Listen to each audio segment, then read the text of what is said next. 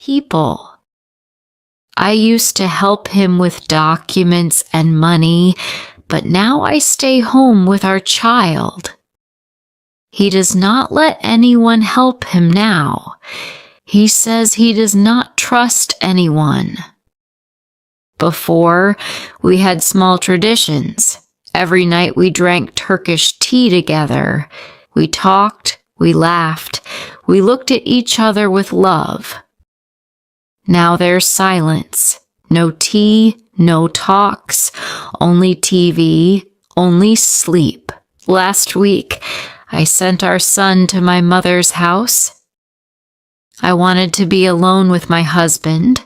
I thought maybe he just needed rest. Maybe he needed time.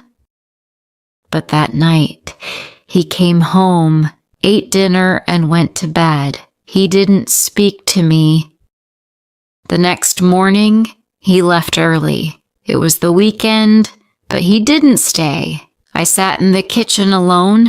My tea was cold. My heart was cold too.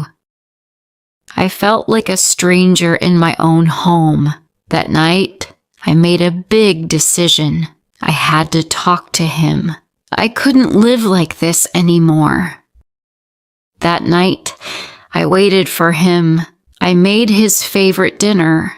I wore the red dress he once said he loved. I put on a little makeup and did my hair.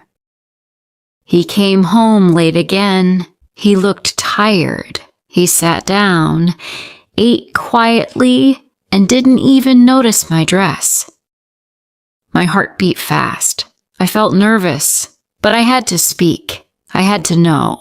I looked at him and said softly, "Can we talk?" He looked surprised.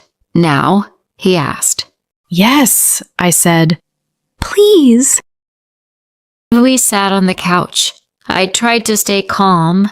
I didn't want to fight. I didn't want to cry, but my eyes were already full of tears. I said, "You have changed. We don't talk anymore. You don't smile at me. You don't even see me." He looked down. He said nothing. I waited, then asked the hardest question of all. "Do you still love me?" He looked at me. His eyes looked tired. Then he said, "Of course I do.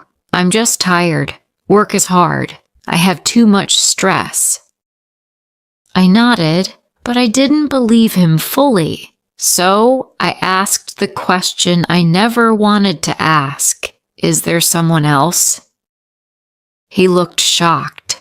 "No, never," he said quickly. "I'm just busy. I don't have time for anything.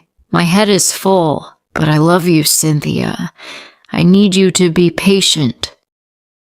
I looked at his face. He seemed honest. He touched my hand. "Please wait a little longer. I'll try to change."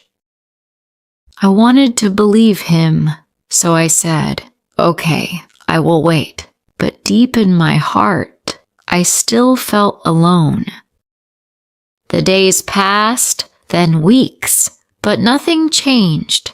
He still came home late. He still ate in silence. He still looked tired and distant.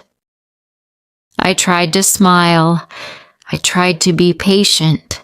I reminded myself, he said he loves me. He said he'll try. I cleaned the house. I played with our son.